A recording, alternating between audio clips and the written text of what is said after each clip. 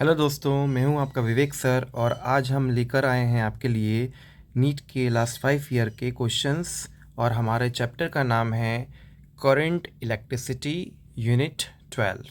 ठीक है, सिलेबस में देख लेते हैं सबसे पहले कि सिलेबस में क्या क्या है। तो हमारे सिलेबस में है electric current, drift velocity, mobility and there relation with electric current, Ohm's law, electrical resistance, VI characteristics of ohmic and non-ohmic conductors, electrical energy and power, electrical resistivity and conductivity, series combinations of resistors, temperature dependence of resistance, internal resistance, potential difference and EMF of a cell, combination of cell in series and parallel, Kirchhoff law and its application, wheat stone bridge और metre bridge. ठीक है, तो ये रहा हमारा current electricity का syllabus. चलिए अब हम क्वेश्चन स्टार्ट करते हैं। हमारा जो फर्स्ट क्वेश्चन है वो आया हुआ है नीट 2020 में। ठीक है, क्वेश्चन क्या बोल रहा देखते हैं। Two solid conductors are made up of same material. दोनों कंडक्टर्स का मटेरियल सेम है। दो कंडक्टर हैं, एक कंडक्टर ए बोल देते हैं, एक कंडक्टर बी बोल देते हैं। दोनों के मटेरियल कैसे हैं? सेम हैं।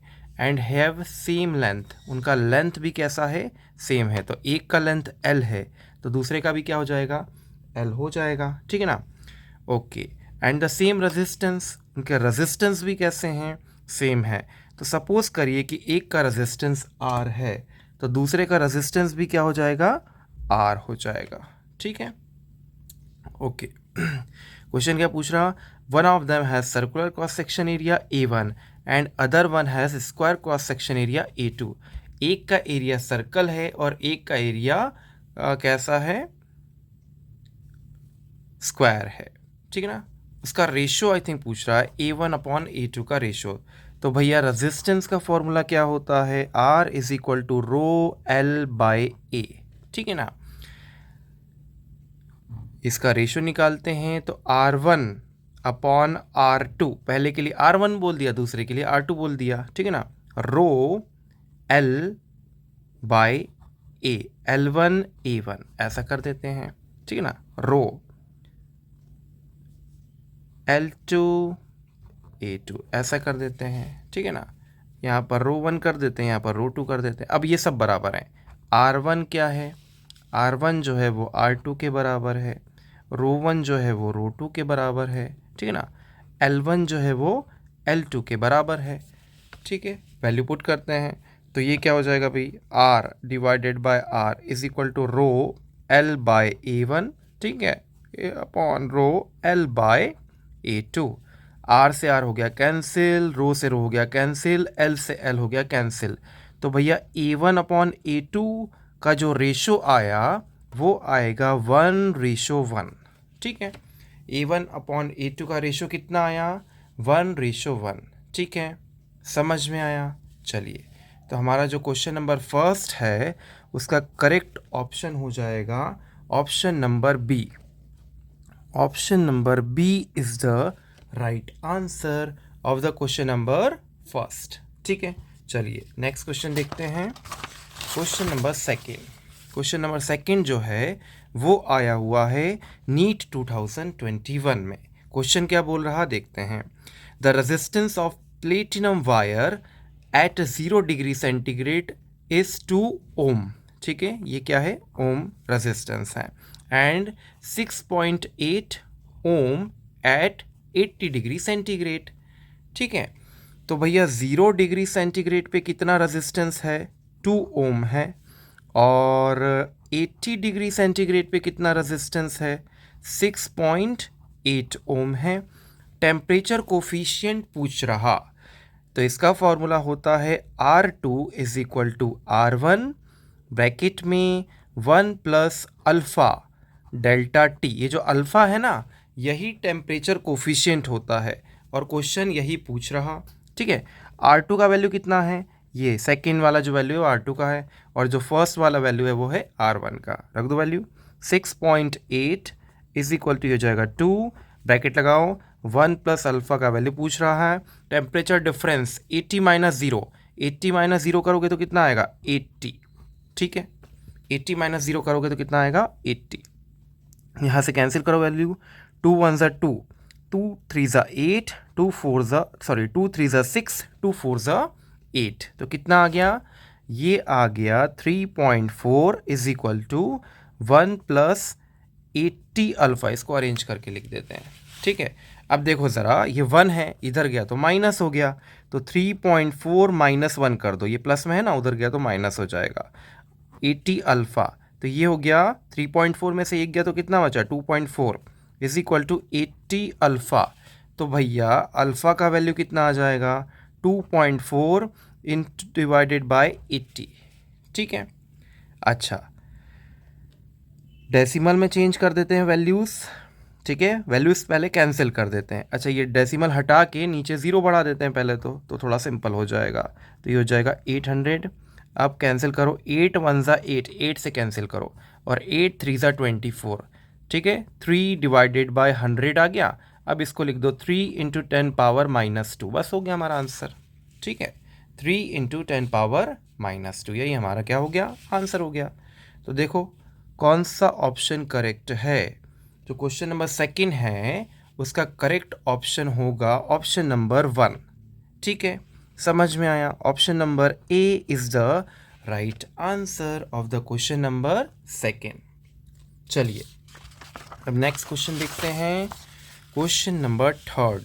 क्वेश्चन नंबर 3 जो है वो आया हुआ है हमारा नीट 2020 में। ओके, ये वाला शीट में सन थोड़ा सा नीचे चला गया, ठीक है। तो ये आ गया नीट 2020 में, यहाँ पे लिख देते हैं नीट कब आया, ये नीट 2020 में आया हुआ है, ठीक है।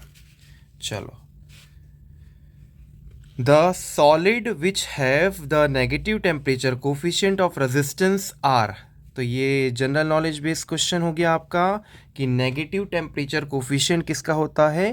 तो इसका आंसर आपको याद रखना है बच्चों कि जो नेगेटिव टेम्परेचर कोफिशिएंट होता है वो होता है इंसुलेटर एंड सेमीकंडक्टर्स का।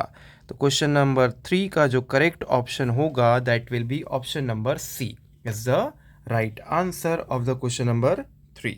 चलिए अब नेक्स्ट क्वेश्चन जो है वो हमारा आया हुआ है 2021 में, ठीक है। इसमें भी सन थोड़ा सा नीचे चला गया, तो हम यहाँ ऊपर लिख देते हैं नीट 2022 में ये क्वेश्चन आया हुआ है, ठीक है भैया।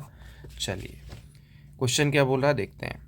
2 रजिस्टर्स ऑफ रेजिस्टेंस 100 ओम, ठीक है। एक का रेजिस्टेंस कितना है 100 है और दूसरे का कितना है 200 है, आर कनेक्टेड इन पैरेलल।